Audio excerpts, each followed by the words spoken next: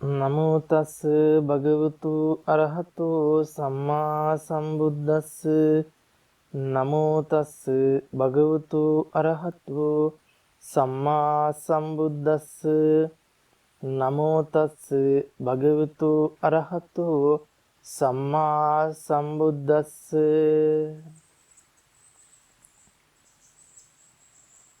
අපි සාකච්ඡා කරමින් පසුගිය දේශනාවේදී පැහැදිලි කරගන්නට යෙදුනා දුකත් දුක්ඛාර්ය සත්‍යයත් පිළිබඳ යම් කාරණා කිහිපයක්.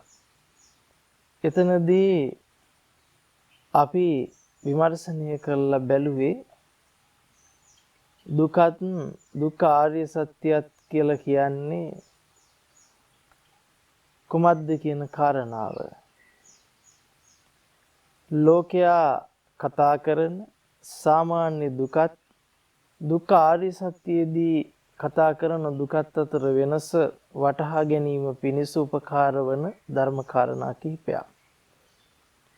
අපි තවදුරටත් මේ දුක සහ දුක්ඛ ආර්ය සත්‍ය පිළිබඳව යම් අවබෝධයක් ලබා ගැනීම ඉතාම වැදගත් වෙනවා. දුක්ඛේ ඥානං දුක්ඛ සමුදය ඥානං දුක්ඛ නිරෝධේ ඥානං දුක්ඛ නිරෝධගාමිනී පටිපදාය ඥානං. දුක පිළිබඳ ඥානය, දුක්ඛ සමුදය පිළිබඳ ඥානය, දුක්ඛ නිරෝධය පිළිබඳ ඥානය, දුක්ඛ නිරෝධගාමිනී පටිපදාව පිළිබඳ ඥානය. මෙන්න මේ විශේෂ ඥානයකින් යුක්තව තමයි දුක්ඛ ආර්ය සත්‍ය අවබෝධ කරගන්න තියෙන්නේ. හැබැයි දුක කියන කාරණාව සාමාන්‍ය සත්වයන්ට පොදුයි. අපි කල්පනා කළොත් ත්‍රිසංගත සතුන්ට පවා දුක් වේදනා මට්ටම තේරෙනවා. හැබැයි දුක්ඛේ ඥානය පහළ වෙලා නෙවෙයි ඒ ත්‍රිසංගත සතුන්ටත් ඒ දුක පිළිබඳ දැනিলা තියෙන්නේ. ප්‍රියයන්ගෙන් වෙන වෙන දුක, ජරා දුක, ව්‍යාධි දුක, අප්‍රියයන් හා එක් වෙන දුක, මෙයාදී කොටගත් දුක පිළිබඳ දැනුම් තේරුම ත්‍රිසංගත සත්‍යයට පවා පවතිනවා. හැබැයි ඒ දැනුම් තේරුම ත්‍රිසංගත සත්‍යයට පවා පැවතුනද නොතේරෙන, නොදැනෙන, අවබෝධයටපත් නොවන ස්වභාවය තමයි පංච උපාදානස්කන්ධය පිළිබඳ දුක. එහෙම නැත්නම් දුක්ඛ ආර්ය සත්‍ය. දුක්ඛ ආර්ය සත්‍ය කියලා කිව්වට පස්සේ දුක්ඛ ආර්ය සත්‍ය යටතට අයිති වෙන්නේ පංච උපාදානස්කන්ධය දුක්ඛ ආර්ය සත්‍ය. පංච උපාදානස්කන්ධය හට ගැනීම දුක්ඛ සමුදය ආර්ය සත්‍ය. පංච උපාදානස්කන්ධේ නිරෝධය දුක්ඛ නිරෝධ ආර්ය සත්‍ය. පංච උපාදානස්කන්ධේ නිරෝධ කරන පිළිවෙත දුක්ඛ නිරෝධ ගාමිනී ප්‍රතිපදාව. එහෙමනම් අපි දුක්ඛ ආර්ය සත්‍ය අවබෝධ කරගන්න නම් පංච උපාදානස්කන්ධය අවබෝධ කරගන්න වෙනවා. පංච උපාදානස්කන්ධය පිළිබඳ අවබෝධයෙන් තොරව දුක්ඛ ආර්ය සත්‍ය වටහා ගන්නට පුළුවන් කමක් ලැබෙන්නේ නැහැ. දුක කියන කාරණාව කාටත් පොදුවේ දැනෙනවා, තේරෙනවා. ඒ දුක නැති කර ගැනීම පිණිස හැමදෙනාම වෙහෙස වෙනවා, මහන්සි වෙනවා, විවිධ උපක්‍රම යොදනවා. හැබැයි ඒ ගමන කරන්නේ අවිද්‍යා පත්‍ය සංඛාරා කියන පටිසමුප්පාදයට කොටු වෙලා මැදි වෙලා. අපි චතුරාර්ය සත්‍ය අවබෝධී පහළ වෙන නුවණ තුල ඒ දුක හටගන්න හේතුව අවබෝධ කරනවා. ඒ හේතුව දුක්ඛ නිරෝධයේ විදිහට දකිනවා. දුක්ඛ නිරෝධයට තියෙන ප්‍රතිපදාව හේතුව අවබෝධ කිරීමම බව තේරුම් ගන්නවා. ඒ නිසා දුකත් දුක්ඛ ආර්ය සත්‍යයත් අතර පවතින වෙනස මනාකොට අපි අවබෝධ කරගත යුතුයි. ඒක මනාකොට වටහා ගත යුතුයි. නැතහොත් අපි හිතන් ඉන්නවා අපිට දුක තේරෙනවා, අපිට දුක හොඳට වැටහෙනවා. අපි ඒ නිසා මේ දුක දැන් අවබෝධ වෙලා තියෙන්නේ කියලා. ඒ නිසා බොහෝ දෙනෙක් Tamante එදිනදා ජීවිතේ දුක් පීඩා ලැබෙනකොට, කම්කටොළු ලැබෙනකොට, හැඬීම් වැළපීම් ලැබෙනකොට මට නම් දැන් දුක හොඳට තේරෙනවා. මං දුක හොඳට අත්දැක්කා. ඒ නිසා මං දුක හොඳට අත්දැකලා ඉන්නේ, මට හොඳට දුක තේරිලා තියෙන්නේ කියන මානසික මට්ටම උඩ ඉඳලා මං දුක අවබෝධ කරලා තියෙන්නේ. මට නම් දැන් දුක එන විදිහ හොඳට දැනෙනවා, තේරෙනවා. මගේ දරු මල්ලෝ ටික තියාගෙන ඉන්නකම් මට කවදාක්වත් දුකෙන් ගැලවෙන්න බෑ. මගේ පවුලත් එක්ක මම ඉන්නකම් කවදාකවත් මට දුකෙන් ගැලවෙන්න බෑ.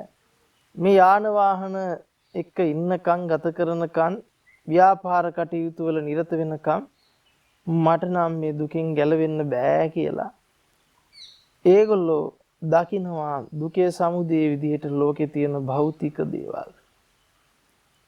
ඒතර දුක්ඛ නිරෝධයේ වශයෙන් දකින්න අනේ අපි මේ දේවල් අතහැරලා දැම්මා නම් දුක නැති වෙලා යනවා. එනිසා දුක නැති කරන මාර්ගයේ වශයෙන් තෝරගන්නවා අතහැරීම ප්‍රගුණ කරන්න කියලා. එනිසා හරක බහන අතහැරලා, වතු පිටි අතහැරලා, ගේ දොර අතහැරලා, ඉඩ කඩම් අතහැරලා, යාන වාහන අතහැරලා අතහැර බලනවා දුක නිරෝධ කරන පිළිවෙත මේක තමයි කියන තැන ඉඳලා. හැබැයි අපි කල්පනා කරලා බැලුවොත් ඒ විදිහට අපිට දුක්ඛ නිරෝධයක් සාක්ෂාත් කරන්න හැකි නම් මහපාර හිඟා කන හිඟන මිනිස්සයා බොහෝ දුක් කෙරවල කරලා තියෙනවා. බොහෝ දුක් නිරෝධ කරන පිළිවෙතක ඉන්නවා. ඒ විදිහට ගත්තොත් බුද්ධ කාලීන සමාජයේ සිටපු ආලාර කාලාමලා, උද්දකලාම පුත්‍රලා, විශේෂයෙන්ම නිගණ්ඨනාථ පුත්‍රලා දුක්ඛ නිරෝධගාමිනී පටිපදාවක හික්මිලා තියෙනවා. හැබැයි එහෙම වෙලා තිබුණේ නැහැ. නිගණ්ඨනාථ පුත්‍රලා සියලු පංචකාම සම්පatti අතහැරලා ඇඳි වස්ත්‍ර පවා අතහැරලා දාලා තිබුණා ඇත්තෝ. ඇඳි වත පවා අතහැරපු නිගණ්ඨනාථ පුත්‍රලාටත් දුක්ඛ නිරෝධගාමිනී පටිපදාවක් තුල හික්මෙන්නට හැකියාවක් තිබුණේ නැහැ. දුක්ඛ නිරෝධගාමිනී පටිපදාවක් අනුගමනය වුණේ නැහැ. එහෙනම් අපි කල්පනා කරලා බලන්න ඕන එවැනි පිළිවෙතක් නෙවෙයි මේ දුක පිළිබඳ ඥානය කියලා කියන්නේ. පංච උපාදානස්කන්ධය අවබෝධ කිරීම කියලා කියන්නේ. ඒකිට හාත්පසින්ම වෙනස් වෙච්ච කාරණාවක්. මෙන්න මේ පිළිබඳව අපි ගවේෂණශීලීව, විචක්ෂණශීලීව අවබෝධයකට පත් වෙන්නට උවමනා කරනවා. දැන් අපි මෙහෙම කල්පනා කරලා බලමු. අපි හැමෝටම පොදුවේ ගත්තට පස්සේ හිතෙනවා දුක අපි හැමෝටම තියෙන දෙයක්.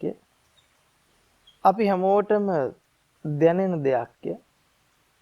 ඒ නිසා මේ දැනෙන දුකෙන් අපි නිදහස් වෙන්න ඕන. අපි ගැලවෙන්න ඕන.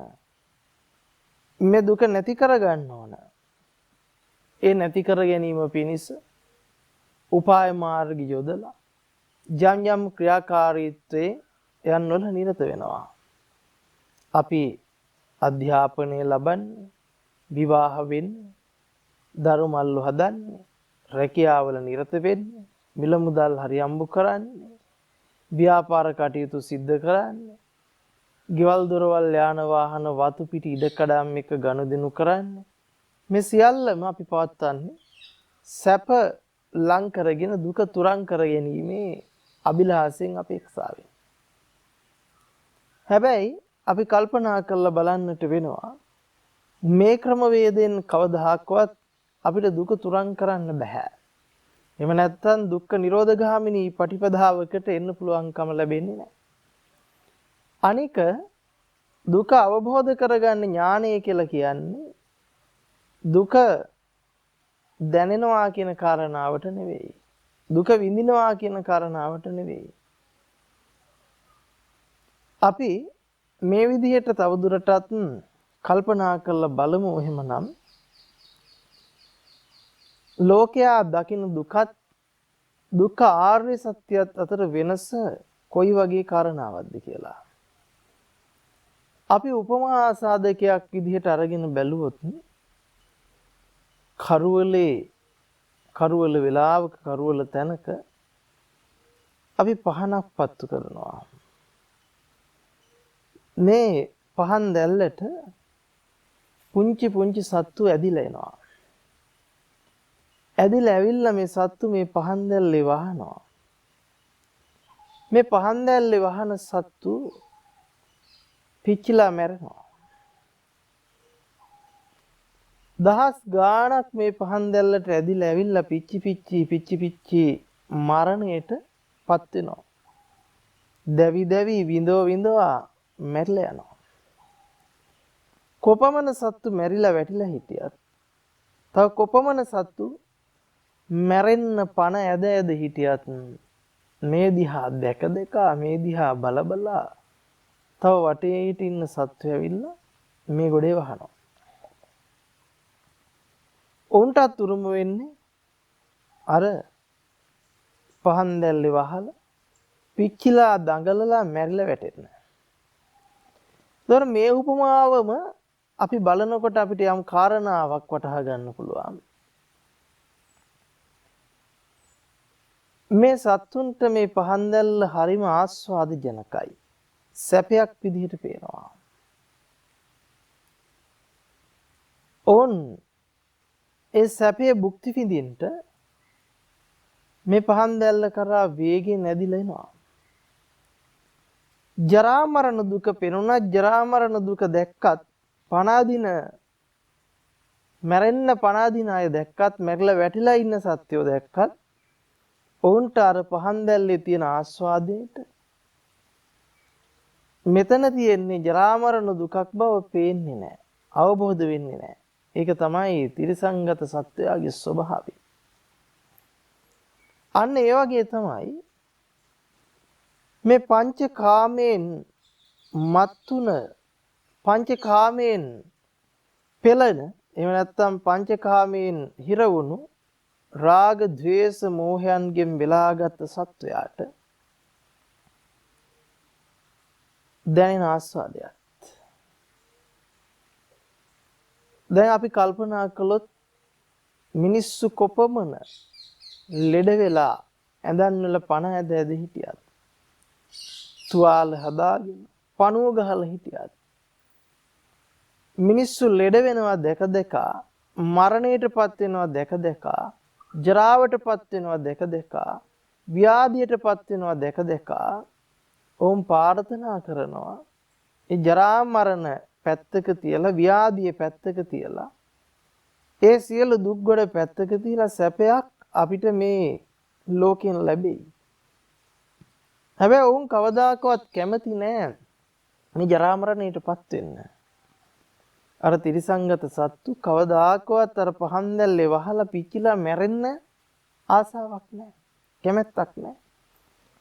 හැබැයි පහන් දැල්ලේ වහනවා කියන කාරණාවත් ජරා මරණයටපත් නොවෙනවා කියන කාරණාව සිද්ධ වෙන්නේ නැහැ. සිද්ධ වෙන්න નિયમિતම කාරණාව සිද්ධ වෙනම කාරණාව තමයි පහන් දැල්ලේ වැසීමත් ජරා මරණ දුක්ඛයටපත් වීමත් කියන කාරණාව. අන්න ඒ වගේම තමයි මේ කාමයන් ඇසුරු කරන සත්වයා කාමයේ ඇසුරු කළා කවදාකවත් ජරා මරණ දුකෙන් පීඩිත වෙන්න කැමති නැහැ. කාමයේ ඇසුරු කරන්නේම දුක් වේදනාව තුරන් කරගන්න. දුක් වේදනාව දුරු කරගන්න. හැබැයි ඔවුන්ට පේන්නේ නැති නොපෙනෙන කාරණාව තමයි කාමයන්ගේ ආදීනව වශයෙන් කාමයන් ඇසුරු කිරීමේ ප්‍රතිඵලයේ වශයෙන් ඔවුන්ට ලැබෙන්නේ අර ජරා මරණ දුක්ඛේක කෙරවල බව, ජරා මරණ දුක්ඛේක පීඩාව බව, ජරා මරණ දුක්ඛේක වේදනාව බව. ඉතින් අර අසරණ තිරිසංගත සත්තු මේ බව නොදෙන පහන් දැල්ල ආස්වාද ජනකයි කියලා රැවටිලා ඒ දැල්ලේ වහලා ජරා මරණයට පත් වෙනවා හා සමානවම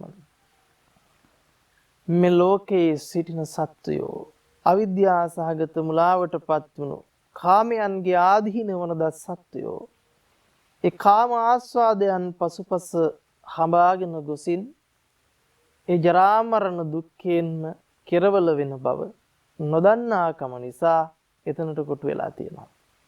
එතනට අහු වෙලා තියෙනවා. එහෙනම් ඔන්න අපි කල්පනා කරන්න වෙනවා.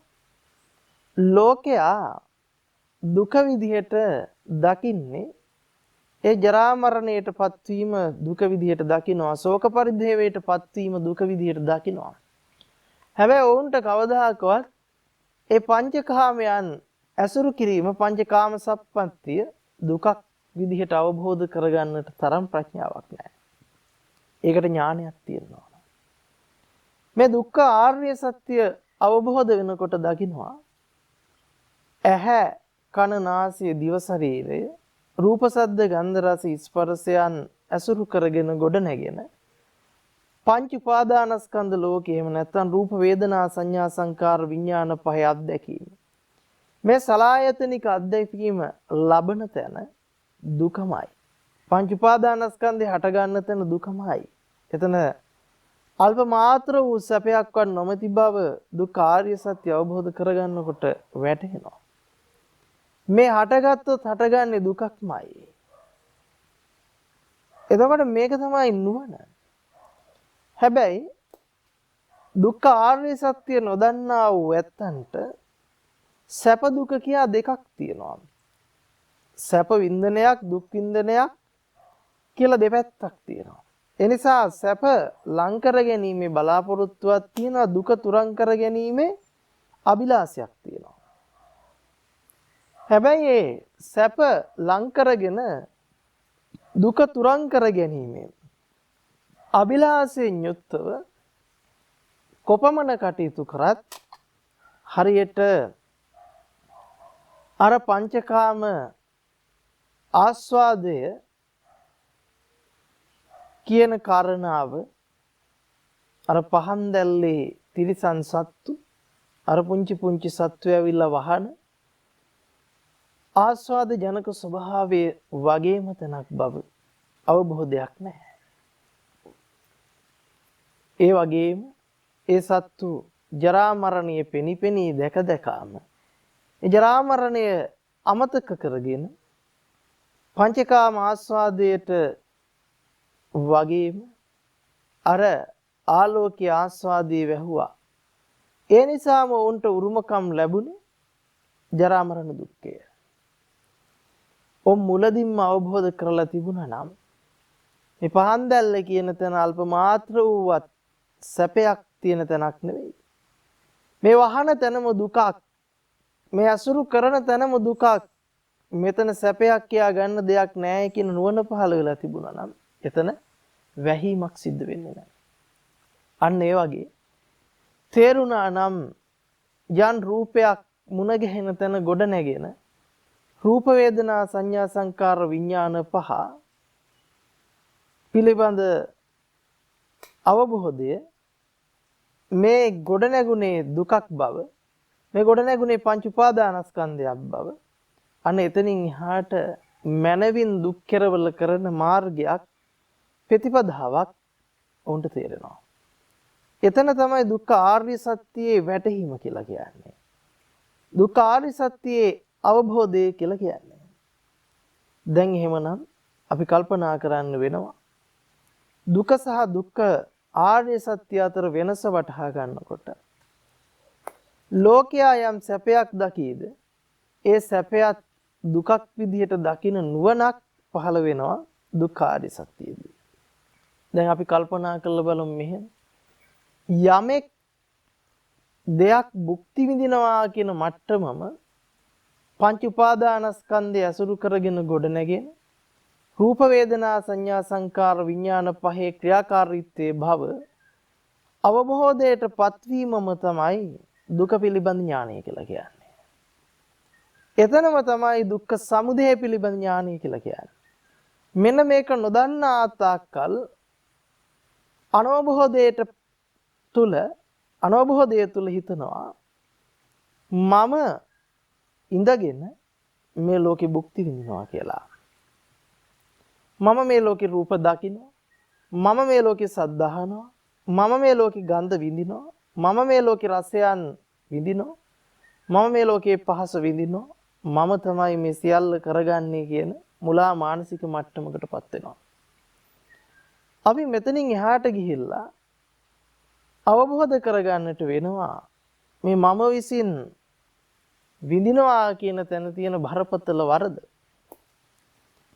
මේ වරද නොතේරෙනකම්, මේ වරද නොදෙනකම්, මේ වරද අවබෝධයටපත් නොවෙනකම් අපි දුකයි දුක්ඛ ආර්ය සත්‍යය අතර වෙනස වටහා ගන්නෙම නැහැ. ඒ වෙනස තේරෙන්නෙම නැහැ.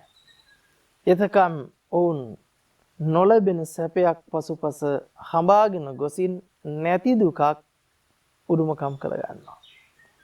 ඉතින් ඇත්තම කාරණාව අර සත්වයා මුලින්ම වටහා ගත්තනම් පහන් දැල්ල කියන කාරණාවම දුක බව.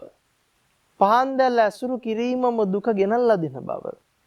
පහන් දැල්ල මම්මගේ කරගන්නට යාමම දුකට හේතුව බව. එතනම ඔහුට මනවින් දුක් කෙරවල කරන දුකට පත්නවන ප්‍රතිපදාවක් මුණ ගැහෙනවා. මේක උපමාවක්. මේ උපමාව ඇසුරු කරගෙනම අපිට තේරුම් ගන්න පුළුවන්.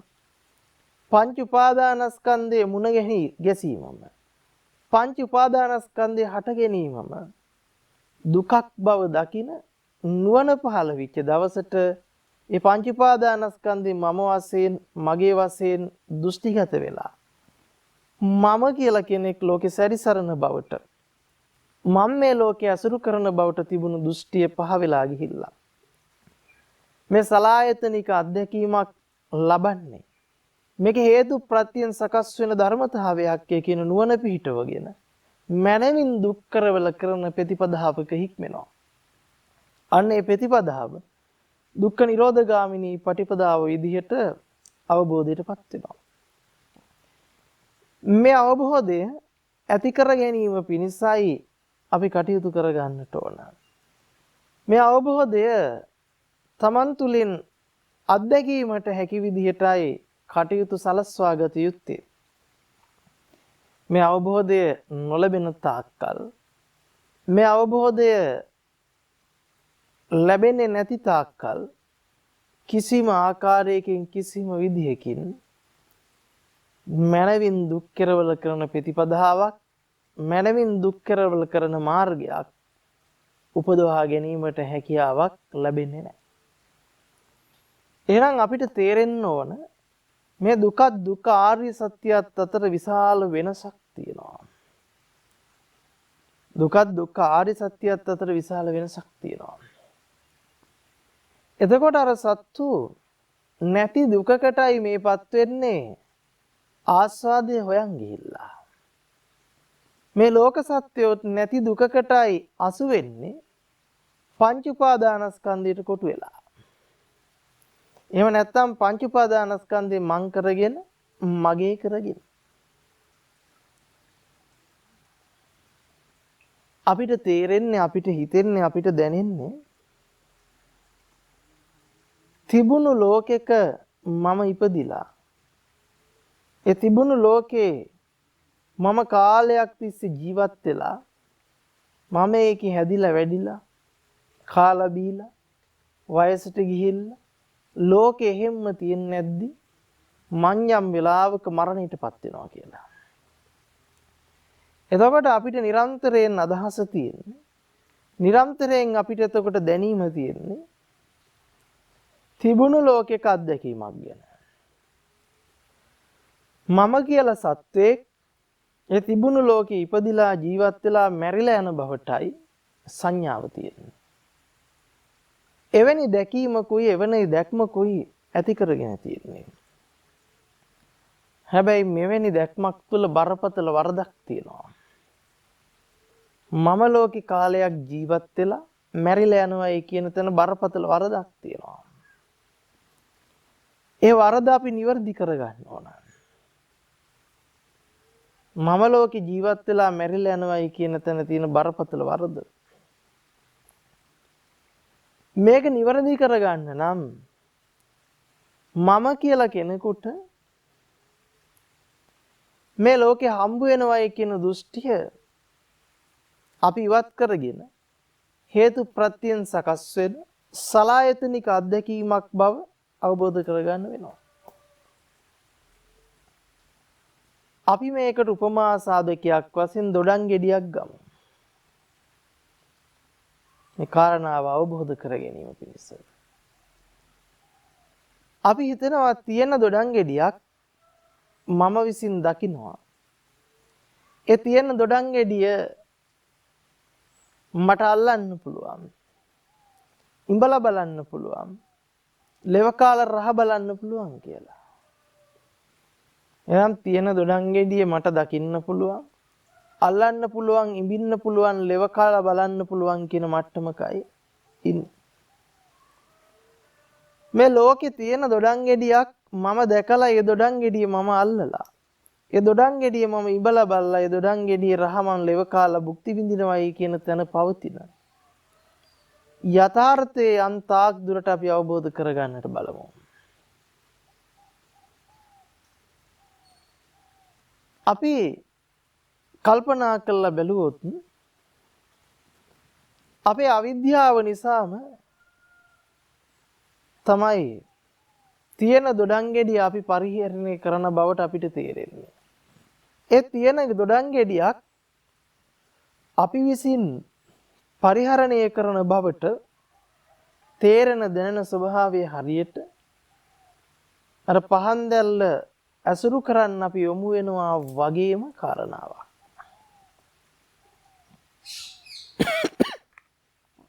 අපි මෙහෙම චුට්ටක් හිතලා බලමු. අපි හිතන්නේ මගේ ඇහැට දොඩම් ගෙඩිය පේනවා. දොඩම් කියන හඬ මගේ කනට ඇහෙනවා. දොඩම් වල සුවඳ මගේ නාසයට මම විඳිනවා. දොඩම් වල ස්පර්ශය මගේ කයෙන් මං අතගාලා බලනවා. දොඩම් වල රසය මගේ දිවෙන් මං භුක්ති විඳිනවා. මේක තමයි අපිට තියෙන ස්වභාවය, අපිට තියෙන අත්දැකීම. හැබැයි අපි කල්පනා කරලා බැලුවොත් අපිට එක වතාවකදී දැනගන්න ලැබෙන්නේ එක්ක පෙනීම, එක්ක ඇහිීම, එක්ක දැනීම, එක්ක දැන ගැනීම. මොකද මේ ආයතන පහේම ක්‍රියාකාරීත්වය එකවර සිද්ධ වෙන්නේ නැහැ. අපිට අත්දැකීම ලබන්න පුළුවන් එක වතාවකට එක් ආයතනයක ක්‍රියාකාරීත්වයක් විතරයි. එක් ආයතනයක ක්‍රියාකාරීත්වයක් අපි සිද්ධ වෙනකොට අනිත් ආයතනයක ක්‍රියාකාරීත්වයක් පිළිබඳ අපිට අත්දැකීමක් ලැබෙන්නේ නැහැ. අපි හිතලා බලමු දොඩම් වල සුවඳ කියන කාරණා. දොඩම් ගෙඩිය පේනවා කියන කාරණාව. අපිට හිතෙන්නේ මෙතනදී තියෙන දොඩම් ගෙඩියක් මම විසින් දකිනවා කියලා. තියෙන දොඩම් ගෙඩියක් මම විසින් දකිනවා කියලා. හැබැයි ඇත්තම කාරණාව තමයි පෙනීම සිද්ධ වීම නිසාමයි ඇහැ සහ රූපය පිළිබඳ අත්දැකීම ලබලා දොඩම් ගෙඩියක් දකිනවා කියන සිහි කැඳවීම මනසින් කරලා දෙන්නේ. මානසිකාර කරලා දෙන්නේ. එතකොට පේනවා කියන කාරණාව සිද්ධ වෙනකොට එතන ගොඩනැගෙන රූප වේදනා සංඥා සංකාර විඥාන පහේ අත්දැකීම දොඩම් කියලා ඇහෙනවා කියන තැන ගොඩනැගෙන රූප වේදනා සංඥා සංකාර විඥාන පහේ අත්දැකීමට සම්බන්ධයක් නැහැ. දොඩම් වල සුවඳ දැනෙනවා කියන තැන ගොඩනැගෙන රූප වේදනා සංඥා සංකාර විඥාන පහේ අත්දැකීම අනිත් ආයතන කිසිවක සම්බන්ධයකට අත්දැකීමකට සම්බන්ධයක් නැහැ. දොඩම් වල රස දැනෙනවා කියන තැන ගොඩනැගෙන රූප වේදනා සංඥා සංකාර විඥාන පහේ සම්බන්ධතාවයේ අත්දැකීම වෙන කිසිම ආයතනයකට සම්බන්ධයක් නැහැ. දොඩම් ගෙඩියක් අල්ලනවා කියන තැන ගොඩ නැගෙන දොඩම් ගෙඩිය එබෙනවා කියලා හරි මොන ආකාරයක හරි මානසිකාරයක් සිද්ධ වෙන තැන ඒ ගොඩ නැගෙන රූප වේදනා සංඥා සංකාර විඥාන පහේ අත්දැකීම අනිත් කිසිම ආයතනික ක්‍රියාකාරීත්වයකට සම්බන්ධයක් නැහැ. අපි සරල මට්ටමේ මූලිකව ගත්තොත් මේ ආයතන පහේ ක්‍රියාකාරීත්වය සිද්ධ වෙන්නේ පස් වතාවකදී. එක වතාවකදී කවදාකවත් මේ ආයතන පහේම ක්‍රියාකාරීත්වයක් සිද්ධ වෙන්නේ නැහැ. පේන, ඇහෙන, දැනෙන, දැනගන්න කියන ටික එක වතාවකදී සිද්ධ වෙන්නේ නැහැ. එතකොට තේරෙනවා අපිට එතනදී බැලුවත් කවදාකවත් දැකපු දොඩම් ගෙඩිය අල්ලන්න බෑ. ඒකට හේතුව දකින්නවා කියන තැන ගොඩ නැගිච්ච සලායතනික අත්දැකීම වෙනම එකක්. අල්ලනවා කියන තැන ගොඩ නැගිච්ච සලායතනික අත්දැකීම වෙනම එකක්. එහෙමනම් දැකපු දොඩම් ගෙඩිය අල්ලන්න බෑ. අල්ලපු දොඩම් ගෙඩිය ඉඹලා බලන්න බෑ. ඉඹලා බලපු දොඩම් ගෙඩිය ලෙව කාලා බලන්න බෑ. අපිට තේරෙන්න වෙනවා එහෙමනම් මෙතන කෙනෙක් විසින් තිබුණු දොඩම් ගෙඩියක් දැකලා ඒ දැකපු දොඩම් ගෙඩියම අල්ලලා ඒ දැකපු දොඩම් ගෙඩියම ඉඹලා බලලා ඒ දැකපු ඉඹපු දොඩම් ගෙඩියම රහ බැලුවයි කියන කාරණාවේ තියෙන බරපතල වරද අපිට තේරෙන්නේ මෙන්න මේ විදිහට මේ පස්වතාවකදී සිද්ධ වෙච්ච ක්‍රියාකාරීත්වය පුජ්‍යල වශයෙන් අරගෙන මමත්වයකින් අරගෙන මේ ආයතන පහම හරහා ගොඩනැගුණු මෙන්න මේ ක්‍රියාවලිය මානසිකාරයෙන් මඤ්ඤණා කරගෙන ඝන සංඥාවෙන් අපි ලෝකයක් ගොඩනගාගෙන තියෙනවා. ඊළඟ කාරණාව එතකොට කෙනෙකුට හිතෙන්න පුළුවන් එක මොහොතකදී ඇත්තටම ඒ සාලායතනික අත්දැකීම කෙනෙක් ලබන්නේ නැති. තව මොහොතක් උදා වෙන්නේ නැති. ඒ මොහොතේ යාගේ ඇහැ ක්‍රියාත්මක වෙන්නේ නැති. ඊළඟ මොහොතේ නාසය ක්‍රියාත්මක වෙන්නේ නැති. ඊළඟ මොහොතේ දිව ක්‍රියාත්මක වෙන්නේ නැති. ඊළඟ මොහොතේ කය ක්‍රියාත්මක වෙන්නේ නැති. මේ තනින් අරගෙන හිතන්න පුළුවන් කෙනෙක් තියෙන දොඩම් ගෙඩියක් පිළිබඳ දැකලා තියෙන දොඩම් ගෙඩියක් පිළිබඳ අහලා තියෙන දොඩම් ගෙඩියක් පිළිබඳ සුවඳ භුක්ති විඳලා තියෙන දොඩම් ගෙඩියක් අල්ලලා ඒ තියෙන දොඩම් ගෙඩියක රස වින්දනය කළාය කියන අත්දැකීමකට එන්න පුළුවන්කම තියෙනවා. හැබැයි අපි තේරුම් ගන්න ඕන අපි අවබෝධයටපත් වෙන්නට ඕන ඇත්තටම මේ තියෙන දොඩම් ගෙඩියක් කියන තැන ගලව ගන්නට. මොකද තියෙන දොඩම් ගෙඩියක් කියන තැන අපි නිතරම මඤ්ඤණා කරගන්නේ පෙනුණා කියන කාරණාවට සාපේක්ෂ කරලා ඒක ඇත්තක් කරගෙන ඒක තිබුණු බවට අරගෙනයි අපි ඊළඟට දැනුණා කියන එහෙම නැත්නම් රස දැනුණා කියන එක ගලපන්නේ.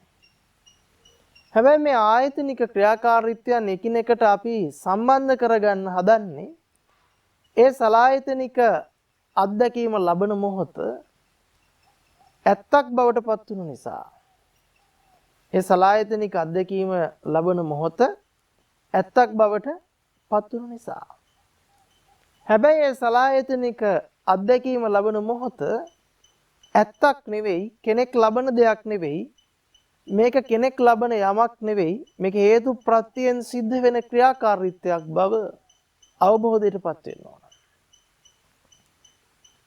එහෙම අවබෝධයටපත් උනේ නැත්නම් අපි නැවත වැටෙනවා ඒ මොහොතේ ඒ කෙනාගේ පෙනීමේ අත්දැකීම සිද්ධ වුණා. ඇහිීමේ අත්දැකීම සිද්ධ වුණා. දැනීමේ අත්දැකීම සිද්ධ වුණා. දැනගැනීමේ අත්දැකීම සිද්ධ වුණා. කෙනෙකුට පෙනුණ, ඇහුණ, දැනුණ, දැනගත්තා කියන මට්ටමකටපත් වෙන්න පුළුවන්කම තියෙනවා. හැබැයි කෙනෙකුට පෙනුණාය, කෙනෙකුට ඇහුණාය, කෙනෙකුට දැනුණාය කෙනෙක් විසින් මේ සියලු අත්දැකීම් ලැබුවාය කියන තැන විශාල වරදක් තියෙන බරපතල වරදක්. මෙන්න මේ වරද නිවැරදි කරගත්තේ නැත්නම් කිසිම විදියකට අපිට පුළුවන්කමක් ලැබෙන්නේ නැහැ. gediya පිටින් දොඩම් ගෙඩියක් කෙනෙක් දැකලා ඒ දැකපු දොඩම් ගෙඩිය අල්ලලා ඒ දැකපු දොඩම් ගෙඩිය ඉඹලා බලලා ඒ දැකපු දොඩම් ගෙඩිය ලෙව කාලා භුක්ති විඳයි කියන තැන තියෙන දෘෂ්ටිය ඉවත් කරගන්න. දැන් අපි මෙහෙම කල්පනා කරලා බැලුවොත්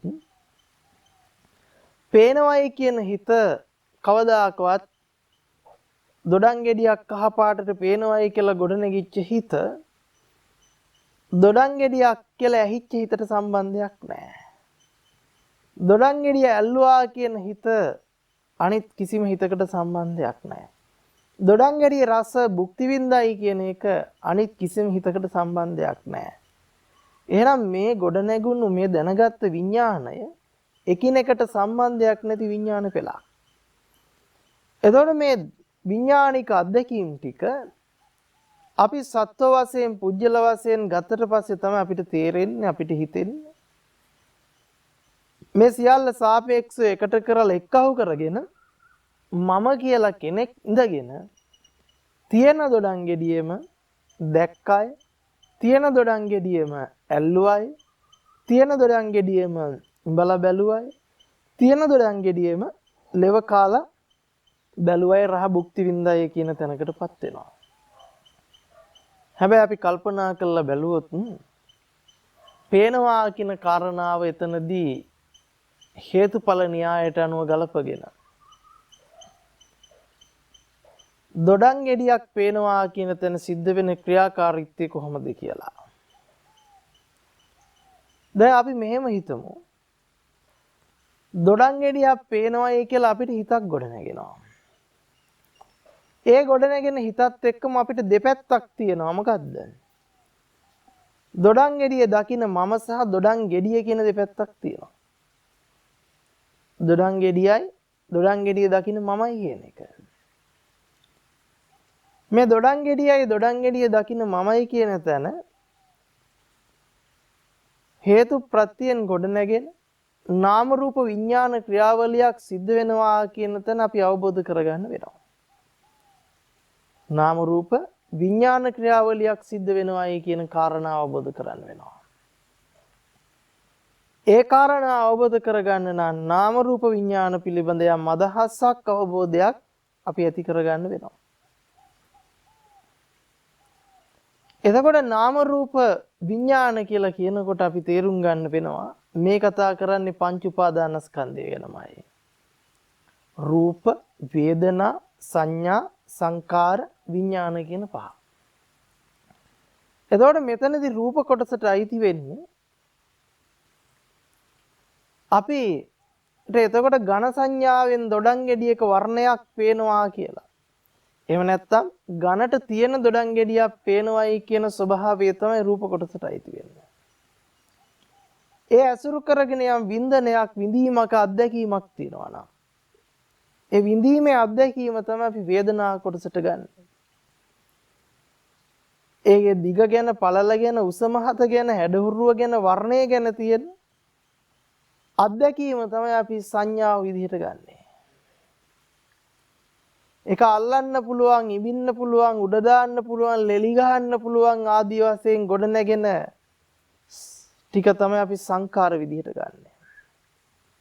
හැබැයි මෙන්න මේ සියල්ල ගැන දැන ගැනීම විඥාන කියලා කියනවා. එතකොට අපිට පැහැදිලි වෙන්න ඕන රූපය ගැන, වේදනාව ගැන, සංඥාව ගැන, සංකාරය ගැන අත්දැකීම ලැබීමමයි විඥානය. එතකොට අත්දැකීම ලැබීමෙන් තොර විඥානයක් නැහැ. විඥාණයෙන් තොර එවැනි අත්දැකීමක් ගැන දැන ගැනීමක් නැහැ. මෙන්න මේකට කියනවා නාම රූප පත්‍යා විඥානම්, විඥාන පත්‍යා නාම රූපං. ඒ නිසාම අපි අහලා තිබුණට වචනෙන් විඥාණයෙන් නාම රූප ගලවන්න බෑ, නාම රූපයෙන් විඥාන ගලවන්න බෑ කියලා. ඒක වචනයකට විතරක් නෙවෙයි ජීවිතය යථාර්ථයක්. අපිට දොඩම් ගෙඩිය දකින්නවා කියලා හිත පහළ වෙන එකටයි අපි විඥාන කියලා කියන්නේ. ඒ සිතේ පහළ වීමකින් තොරව ඒ දොඩම් ගෙඩිය පිළිබඳ රූප වේදනා සංඥා සංකාර අධ්‍යක්ීමක් නැහැ. ඒ රූප වේදනා සංඥා සංකාර අධ්‍යක්ීමෙන් තොර විඥානයකුත් නැහැ. ඔන්න අපිට තේරෙනවා එතනදී එහෙමනම් වෙන් කරලා ගන්න පුළුවන් රූපයක් හෝ වේදනාවක් හෝ සංඥාවක් හෝ සංකාරයක් හෝ විඥානයක් නැති බව. මෙතන තියෙන්නේ හේතු ප්‍රත්‍ය සම්බන්ධතාවයක්. හේතු ප්‍රත්‍ය කියලා කියන්නේ හේතු ප්‍රත්‍ය සම්බන්ධතාවය ගැන කතා කරනකොට මේ හේතුඵල න්‍යාය ක්‍රියාත්මක වෙන ක්‍රමවේදය තමයි ඉමස්මින් සති ඉදන් හෝති ඉමස්ස උප්පාදා ඉදන් උප්පජ්ජති ඉමස්මින් අසති ඉදන් නහෝති ඉමස්ස නිරෝධා ඉදන් නිරුද්ධති. මේ ඇති කල්හිම මේ වේ මේ හට ගැනීමෙන්ම මේ හටගනි. මේ නැති කල්හි මේ නොවේ මේ නොහට ගැනීමෙන් මේ නොහට ගනී. විඥානය ඇති කල්හිමයි නාම රූපේ ඇති කල්හිමයි විඥානය. විඥානේ හට ගැනීමෙන්ම නාම රූප හටගනී නාම රූප හට ගැනීමෙන්ම විඥානේ හටගනී. නාම රූප නැති කල විඥාන නොවේ විඥාන නැති කල නාම රූප නොවේ.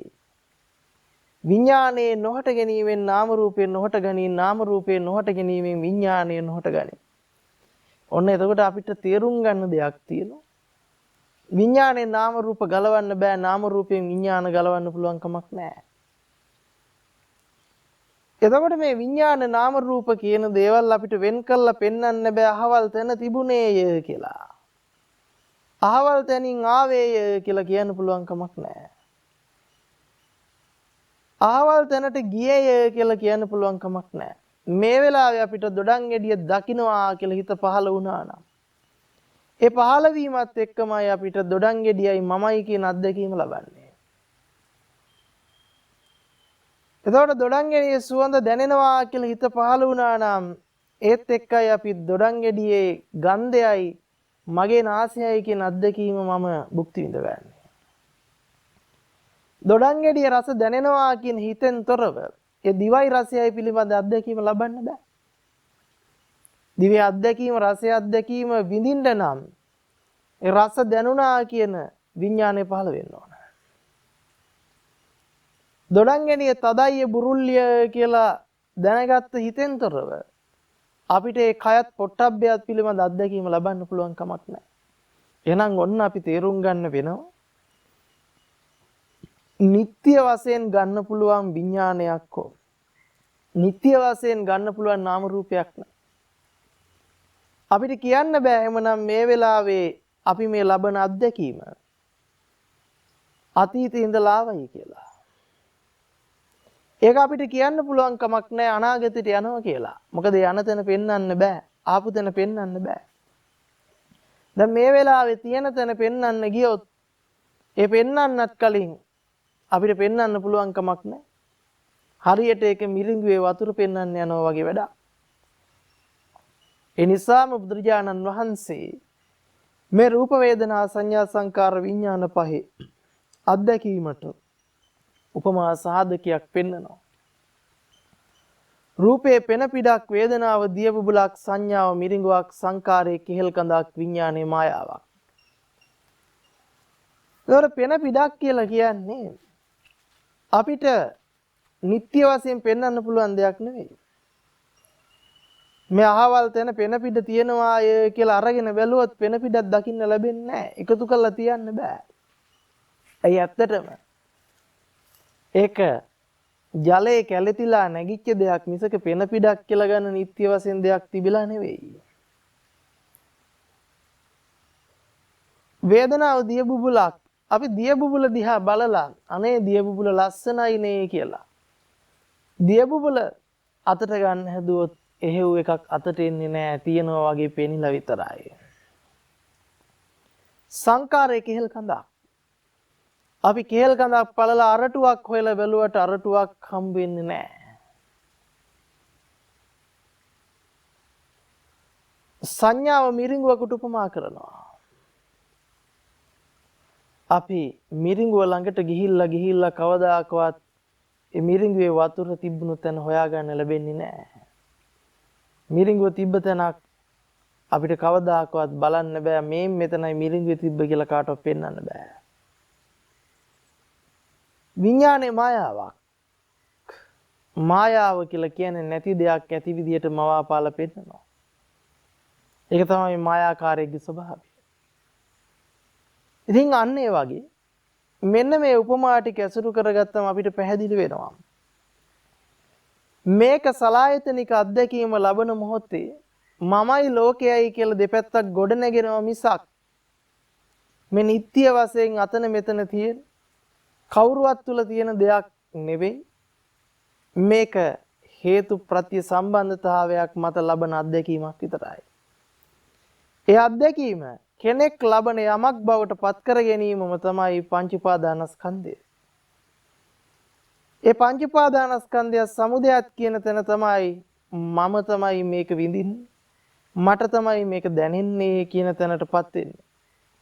අනේ ඒ නිසාම සැප දුක් උපේක්ෂා කියන තුන් වේදනාවන් මම වශයෙන් මගේ වශයෙන් වෙන් කරගෙන මෙන්න මේ වින්දනයන් ඔස්සේ අත්දැකීම් ලබන්නට පංච උපාදානස්කන්ධයට කොටු වෙන්නට යන්නේ.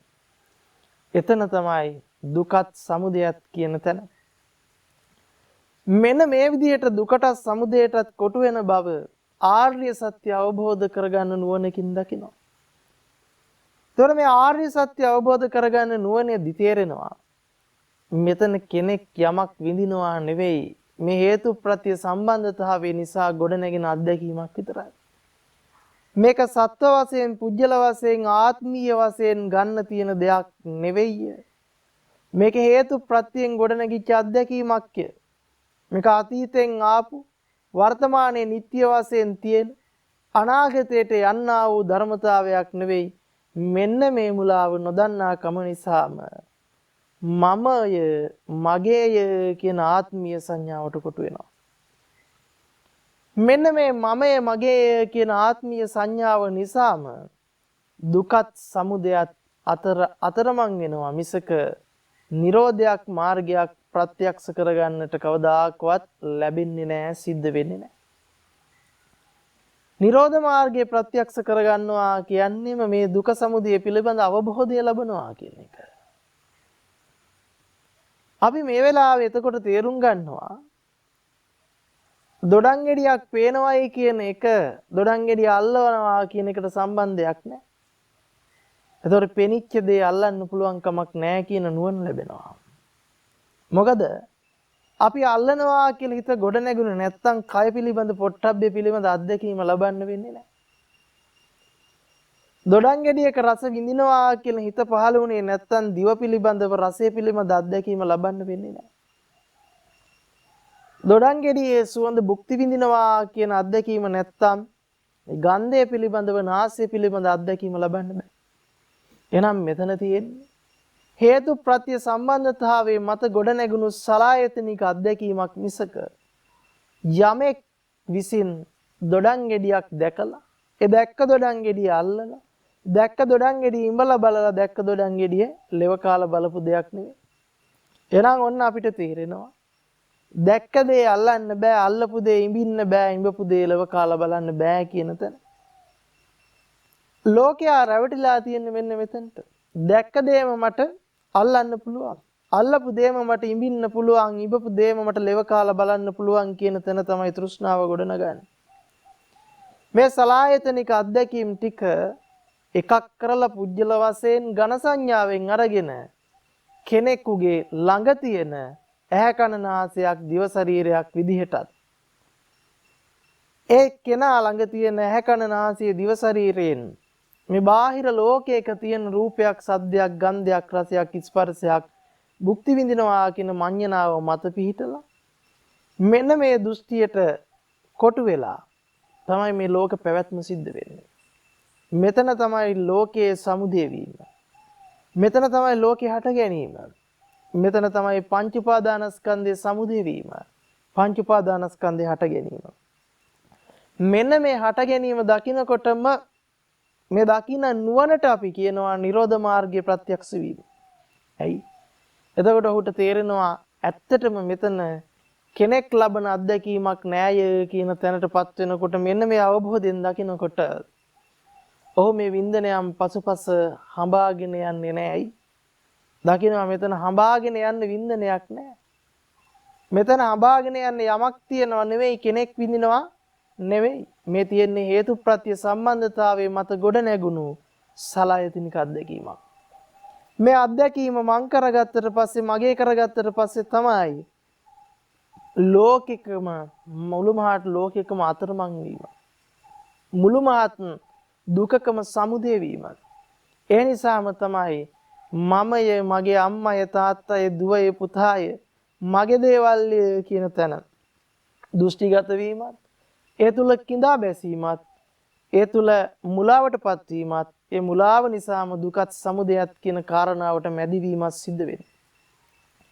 මෙන්න මේ විදිහට අපි සරල මට්ටමකින් පංච උපාදානස්කන්ධය පිළිබඳව යම් අවබෝධයක් ලබා ගන්නට අද දවසේදී මේ දේශනාව තුළින් යම් උත්සාහයක් ගත්තා. එතනදී අපිට මනාව පැහැදිලි වෙන්නට ඕන දුකත් දුක්ඛ සමුදයත් කියන කාරණාව. නිරෝධයත් නිරෝධ මාර්ගයත් කියන කාරණාව. එතකොට අපිට තේරෙනවා මේ දුකත් දුක්ඛ සමුදයත් කියලා කියන්නේ පංච උපාදානස්කන්ධයට කොටු වීම. කෙනෙක් යමක් ලබනවා කියන තැන අතරමං වෙන තාක්කල් එයාට උපදින්නේ දුකත් සමුදයත් මිසක නිරෝධ මාර්ගයේ ප්‍රත්‍යක්ෂ වීමක් සිද්ධ වෙන්නේ නැහැ. එතන තියෙන්නේ දුකත් දුක්ඛ සමුදයත්. දුක්ඛ ආර්ය සත්‍ය වැටහෙනවා කියලා කියන්නේ මේ නුවණ පහළ වෙනවා. මෙතන තියෙන සලායතනික අත්දැකීමත් හේතුඵල සම්බන්ධතාවයත් අවබෝධ කරගන්න තැන තමයි දුක්ඛ ආර්ය සත්‍ය. එහෙනම් දුක සහ දුක්ඛ ආර්ය සත්‍ය පිළිබඳ වෙනස අපිට සරලවම යම් දල අත්දැකීමක් අවබෝධයක් මේ සාකච්ඡාව තුළ ලබා ගන්නට ඇතයි විශ්වාස කරනවා. එහෙනම් අපි තේරුම් ගන්නට ඕන මේ දුක සහ දුක්ඛ ආර්ය සත්‍ය පිළිබඳ වෙනස ඕකයි. දුක කියන කාරණාව දකින්නෙම දුක කියන කාරණාව භුක්ති විඳින්නෙම මගේ අම්මා නිසා මගේ දුව නිසා මගේ පුතා නිසා කියන තැනටපත් වෙන්නේ කෙනෙක් යමක් භුක්ති විඳිනවා කියන මුලාව ඉන්නකම්. ඒ නිසාම තමයි යාට මමත් මගේ අම්මත් මගේ තාත්තත් කියන තැන හම්බෙන්නේ. තමන්ට තමාවත් මුණ නොගැසිච්ච බව අවබෝධයටපත් විය යුතුයි. මෙන්න මේ තමන්ට තමාව මුණ ගැහෙන්නේ නැහැ කියන තැන කාරණාව අපි ඉදිරි සාකච්ඡා තුළ ඉදිරි දේශනා තුළින් තවදුරටත් වැඩි වශයෙන් විග්‍රහ කරගන්නට බලාපොරොත්තු වෙනවා.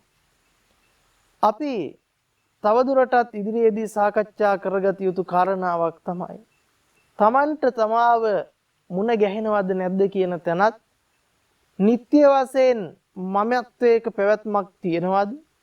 නිත්‍ය වශයෙන් මට අම්මා තාත්තා දුව පුතා ඉරහඳ තාරකා ගස්කල් වලින් පිරිච්ච ලෝකයක් මුණ ගැහෙනවද කියන කාරණාව. ඉතින් මේක කතා කරනකොට කෙනෙකුට හිතෙන්න පුළුවන් අම්මා නැතිය තාත්තා නැතිය ලෝකේ නැතිය පින්පව නැතිය කියන අන්තවාදී මිත්‍යා දෘෂ්ටියකටපත් වෙන්න යනවා වද්දෝ කියලා. හැබැයි ඒ කාරණාව තවදුරටත් අපි ඉදිරියේදී සාකච්ඡා කරලා විසඳ ගන්නට ඕන කාරණාවක්. නැත කියන අන්තයත් ප්‍රඥාවෙන් අවබෝධ කරනවා කියන තැනත් අතර තියෙනවා මහ විශාල වෙනසක්. එතකොට මේ අම්මා ඉන්නවයි කියන තැන තියෙන දෘෂ්ටියත් අම්මා නෑයි කියන තැනටපත් වෙන දෘෂ්ටියත් කියන දෘෂ්ටි දෙකෙන්ම මිදිලා මෙතන සිද්ධ වෙන්නේ ඉන්න අම්මා නැති කරන එකවත් අම්මා ඉන්න බවටපත් වෙන එකවත් අම්මා නැති බවටපත් වෙන එකවත් නෙවෙයි. රූප වේදනා සංඥා සංකාර විඥාන පහේ හේතුඵල සම්බන්ධතාවය අවබෝධ කර ගැනීම බව අපි තවදුරටත් ඉදිරියේදී පුළුල්ව සාකච්ඡා කරගන්නට වෙනවා. අපිට ඉන්න අම්මව නැති කරගන්න හරිම බයයි අපි. ඉන්න තාත්තව නැති කරගන්න අපි හරිම බයයි. අපිට තියෙන ගේදොර ඉඩකඩම් බතු පිටි ටික අපි නැති කරගන්න හරිම බයයි. ඇයි? ඒ කෙනෙක් ලබන භුක්ති විඳින වින්දනයක් නිසා යමක් නිසා. ඉතින් මෙන්න මෙතනින් ගැලවෙලා හේතුඵල ධර්ම අවබෝධ කර ගැනීම පිණිස උපකාර වෙන ධර්ම කාරණාවන් ඉදිරි සාකච්ඡා තුළින් අපි තවදුරටත් විමර්ශනය කරන්නට බලාපොරොත්තු වෙනවා. ඉතින් අද සාකච්ඡාව තුළදී අපිට තේරෙන්නට ඕන දුක දුක්ඛ ආර්ය සත්‍යයත් පිළිබඳ තියෙන වෙනස. අපි ගත්තා උපමාව පහන් දැල්ලේ උපමාව වගේම පහන් දැල්ල ආස්වාද ජනකයි කියන තැනට අර පුංචි පුංචි කුමිසත්ව ඇදෙනවා වගේම තමයි අපිත් කෙනෙක් යමක් ලබනවා කියන අත්දැකීමටපත් වෙලා ඒ වින්දනයේට මමත්වයෙන් කොටු වෙන එක. ඒ කොටුවීම තුළ අපිට දුක දුක්ඛ සමුදයත් තුළ අතරමං වෙනවා වගේම තමයි හරියට අර සත්වයා යාලෝකයේ වහලා පිච්චිලා මැරෙන දුකටපත් වෙනවා හා සමානවම අපිත් කෙනෙක් යමක් ලබනවා භුක්ති විඳිනවා කියන දෘෂ්ටිය මත පිහිටලයි පංචකාමයේ දැල්ලට අහු වෙලා ඒ පංචකාම ගින්නෙන් පිච්චෙන්නට පටන් ගන්නවා. හැබැයි සත්‍යයට අවබෝධ වුණා නම් මෙතන අල්ප මාත්‍ර වූ සැප සම්පතක් තියෙනවා නෙවෙයි. මෙතන භුක්ති විඳින්න යමක් තියෙනවා නෙවෙයි. මෙතන මහා දුක්ඛ ස්කන්ධයක සමුදයක් තියෙන්නේ කියලා. ඔව් කවදාකවත් යාලෝකේ වහන්නේ නැහැ. අන්න ඒ වගේ මේ පංච උපාදානස්කන්ධය හට ගැනීමක්මයි තියෙන්නේ. මේක මං වශයෙන් ගන්න සුදුසු දෙයක් නෙවෙයි. මගේ වශයෙන් දරා ගන්න සුදුසු දෙයක් නෙවෙයි. මේක කෙනෙක් ලබන යමක අත්දැකීමක් නෙවෙයි හේතුඵල සම්බන්ධතාවයක් කියලා. මෙතන තියෙන අනාත්ම වූ ස්වභාවය අවබෝධ කරගත්තා නම් මෙතන තියෙන අනිත්‍ය වූ ස්වභාවය අවබෝධ කරගත්තා නම් මෙතන තියෙන්නේම හටගත්තේම දුකක්ම බව අවබෝධ කරගන්න නුවණ පහළ වුණා නම් අන්න ඒකට කියනවා දුක්ඛ ආර්ය සත්‍ය අවබෝධයටපත් වීම කියලා. ඇත්තම කාරණාව තමයි අපි දුකට කොටු වෙන්නෙම නැති සැපයක් තුළ අතරමං වෙන්න ගිහිල්ලා. එහෙම නැත්නම් මේ සලායතනික අත්දැකීම ලබන වින්දනය හේතුඵල ධමයක් බව අවබෝධයටපත් නොවීම නිසාම ඒක කෙනෙක් ලබන යමක් බවට ගත්තා වූ මඤ්ඤණාව නිසාමයි දුක සමුදය වෙන්නේ. ඇත්තම කාරණාව මෙන්න මේ දුක සමුදය පිළිබඳ නුවණ පහළ වෙනකොට සමුදය ප්‍රහාණ වෙනවා, නිරෝධය සාක්ෂාත් වෙනවා.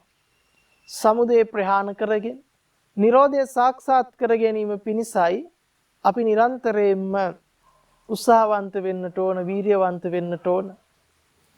ඉතින් එහෙමනම් අද දවසේදී අපි සිද්ධ කරගන්නට යෙදුනා වූ මේ ධර්ම සාකච්ඡාව තුළ විශේෂයෙන්ම දුක සහ දුක්ඛ ආර්ය සත්‍ය පිළිබඳ වෙනස මනාව යම් කෙනෙකු වටහා ගත්තා නම් ඒ වටහා ගැනීම ඉදිරියට තවදුරටත් චතුරාර්ය සත්‍ය අවබෝධ කර ගැනීම පිණිස මහා උපකාරයක් බවට පත් වෙනවා. ඉතින් විශේෂයෙන්ම ලෝකයා දකින්නා වූ දුක සහ දුක්ඛ ඥානය පිළිබඳ වෙනස තමයි අද දවසේ අපි සාකච්ඡා කරගන්නට යෙදුනේ. මේ දුක සමුදය කියන කාරණාවට කොටු වීලා ඒ දුක භුක්ති විඳීම තමයි ලෝක සත්‍යය ලබන අත්දැකීම. ශෝක පරිදේව දුක්ඛ දෝමනස්ස විදියට පෙන්නන්නේ. පංච උපාදානස්කන්ධය හට ගැනීම පිළිබඳ මනාකොට අවබෝධ කර ගැනීම දුක්ඛ ඥානයේ විදියට පෙන්නනවා. තොර මෙන්න මේ අවබෝධයම දුක්ඛ නිරෝධයත් නිරෝධ මාර්ග ඥානයත් විදියට අපිට ප්‍රත්‍යක්ෂ කර ගැනීමේ හැකියාව තියෙනවා.